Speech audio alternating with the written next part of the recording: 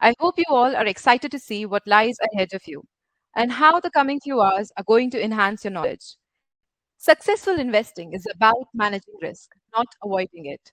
I, Pragya Bhatnagar, an associate of AIF and PMS Experts India, I'll be your anchor for the event.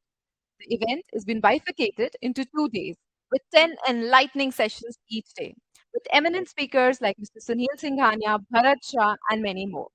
The theme of the event is the Golden Decade of India. Media partner ET Markets. I hope you all are excited for these informative sessions coming your way. I would like to quote Warren Buffett. The most important quality for an investor is temperament, not intellect. On this note, I would like to begin the event by calling upon Mr. Vikas Agrawal, founder, CEO of AIF and PMS Experts India. He has 2 decades of experience in the AIF and PMS industry. Having spent 20 years in the industry, he has developed expertise in distribution of AIF and PMS. He believes in constant learning and upgrading knowledge. He has also attended Berkshire Hathaway's AGM and developed his wisdom from the most learned investors, Mr. Warren Buffett and Charlie Munger. Over to you, sir. Thank you, Pragya. Firstly, I take this opportunity to thank all the participants who have taken the time out from their busy schedule and logged in. Well, this is the session which I've been thinking about it for quite some time, and at AIF and PMS Experts India, we are organizing this for the first time. And when we were ideating this topic, we were thinking that what should be the topic name, and we thought everywhere we are hearing that India is in the verge of becoming the third largest economy in the world. So why not we would hear it from horse's mouth? So idea was to basically invite the best brains from Indian capital markets, invite them, understand more from them what is going on in the economy, where are we headed, and what are the kind of challenges which are going to come on our way to become the third largest economy in the world. So therefore, we've chosen this topic as the golden decade for India. Everybody is saying that during this Amrit Kal Mahotsav, after 75 years of independence, we're going to see huge value migration in various industries. So we've lined up various speakers. I have personally invited the best brains from equity markets in India. So I'm sure Pragya is going to be your anchor, and she's going to kind of moderate the sessions and help you out throughout the journey. In case you find any difficulties, please write your comments in the chat box. Well, I have many partners to thank, so I'll start with the first one, which is ET Markets. I personally take this opportunity to thank Rajiv sir and the entire ET Markets team for giving us an opportunity to present this entire conclave, because we thought who would be the better platform than ET Markets itself, because that is considered to be the most trusted partners, and most trusted platform in India. And without their help, we would have not reached out to, wonderful audience like you. So I once again thank them. I also thank our title partner, Motilal Oswal. We have platinum partner, White Oak and Axis Alternatives. We have gold partners, ICICI Alternatives, Negent Capital, Incred Asset Management Company. And we have silver partners, which is Alpha Accurate, Sundaram Alternatives, Kotak Mutual Fund, and Aditya Birla. Now, without their kind support, we would have not been able to reach all of you and would have not been able to speak to you. So what we're going to do is, I have a small presentation which is given to me by my investment team, and they told me to speak about the opportunities in alternate investment and portfolio management industry. So I have a presentation to share. I'll take about next 10 minutes to share my thoughts, and then we'll invite our first speaker, Mr. Naveen Agrawal, who is MD and CEO from Motilal Oswal. So I would request Manvi to please share my presentation, and then we'll take it forward. So basically, this is our first slide, opportunities in alternate investments. So what we are witnessing is that there is huge value migration happening from, mutual fund to sahi hai, but there's huge value migration happening from various instruments to alternate investments and portfolio management services. Well, it's certainly an unconventional way of creating wealth. So I'm going to share a few data points that will give you some idea in terms of what's happening. But there are few investors who might have joined here for the first time and keen to know more about this industry.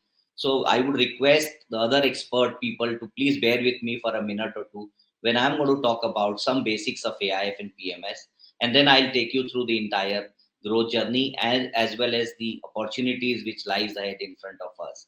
So the first thing is, what is AIF? So AIF is your alternate investment funds. It's privately pooled investment vehicle basically. So there are three instruments which are regulated and monitored by our regulator SEBI, which is AIF, which is alternate investment funds, where minimum threshold is 1 crore rupees.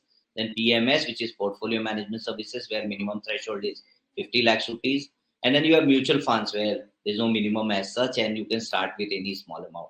So while mutual fund has done the great amount of job in last 20 years, where the size of the industry has become 40 lakh crores, and they're reaching out to every small investor and increasing the retail participation in India. And as a result of that, you are witnessing that our markets have become more mature and more stable.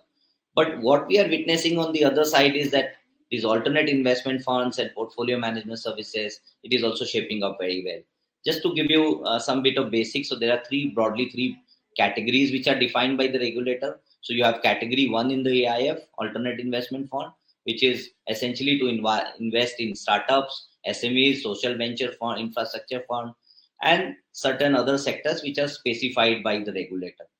And anything which does not come in the category one is considered to be category two. Now, which are these category two? You have debt funds, where essentially this portfolio manager takes the leverage on the credit side, and lend money to the needy businesses and generate good amount of returns. On the fixed income side, you have real estate funds, where if somebody wants to participate in real estate market, uh, uh, by taking a backdoor entry of investing through funds, there is this option available in the category 2.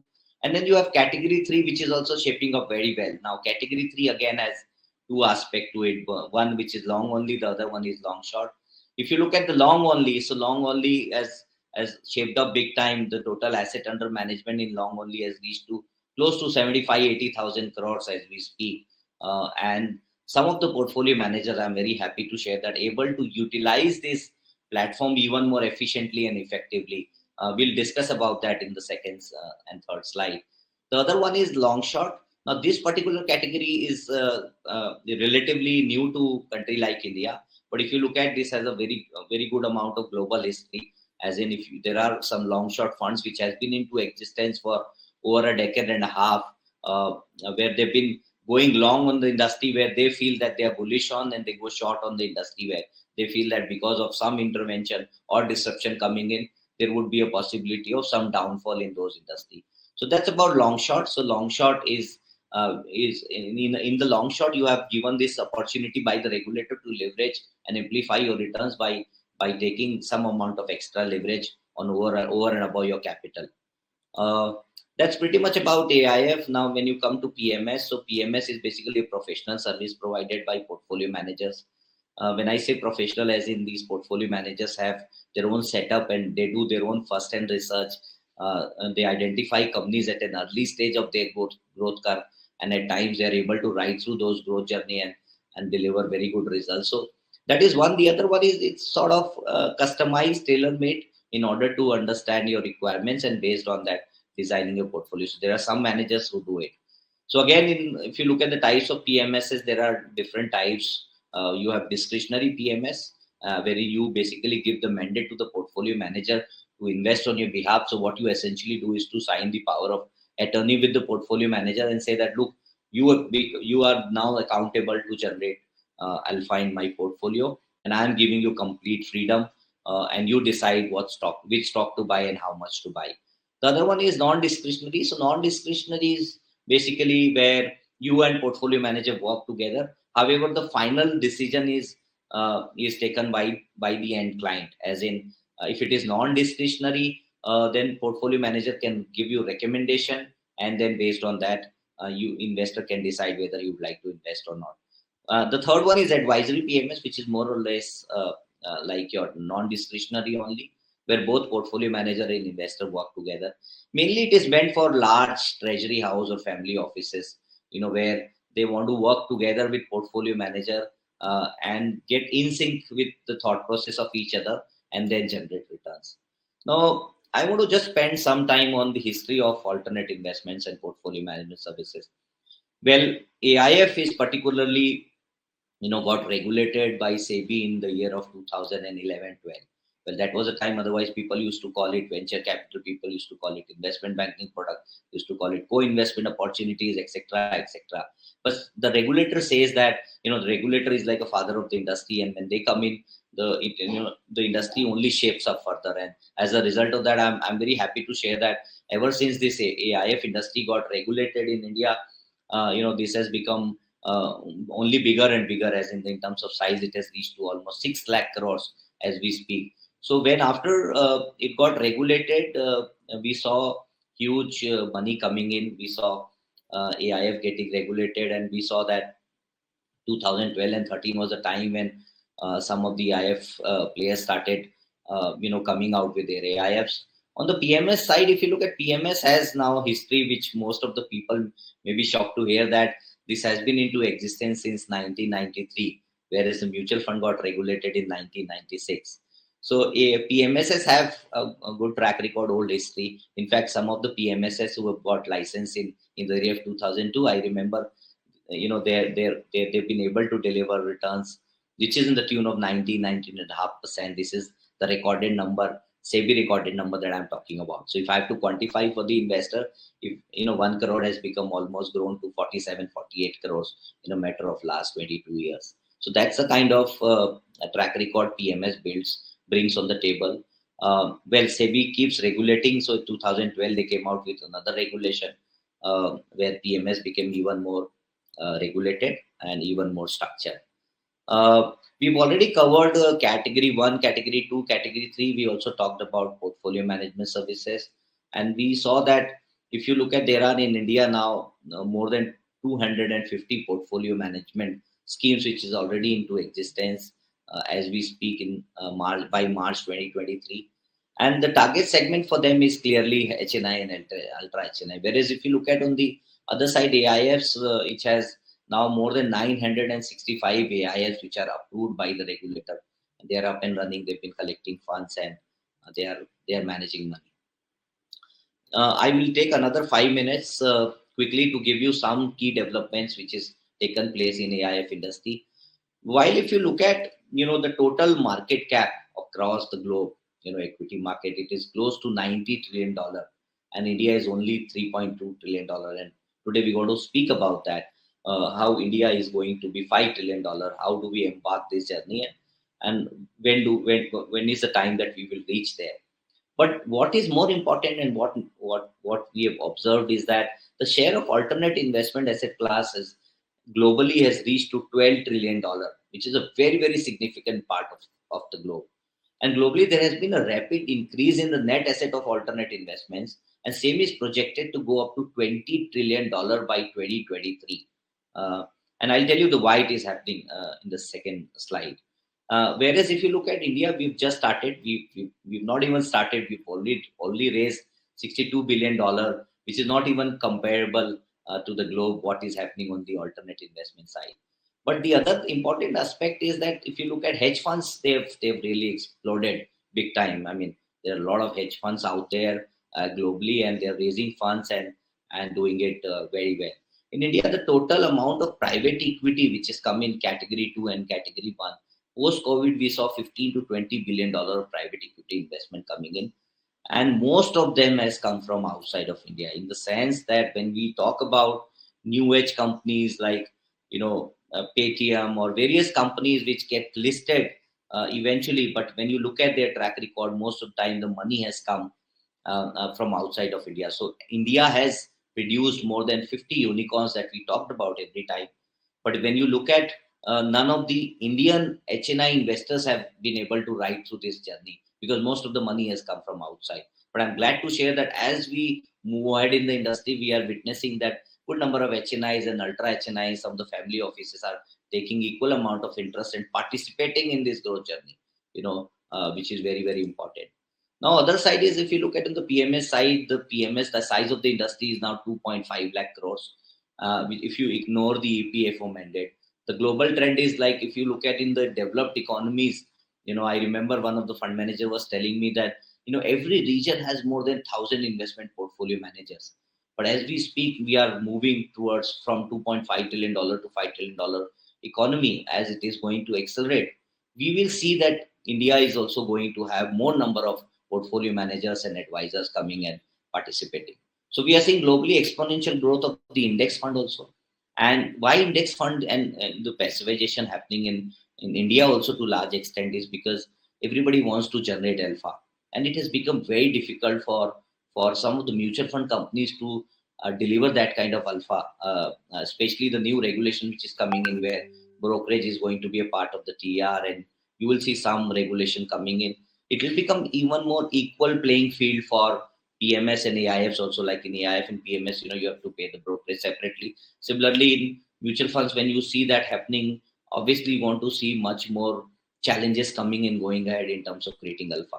Whereas if you look at some of these portfolio managers, after they take the mandate, their idea is to generate the long term wealth and create good amount of alpha.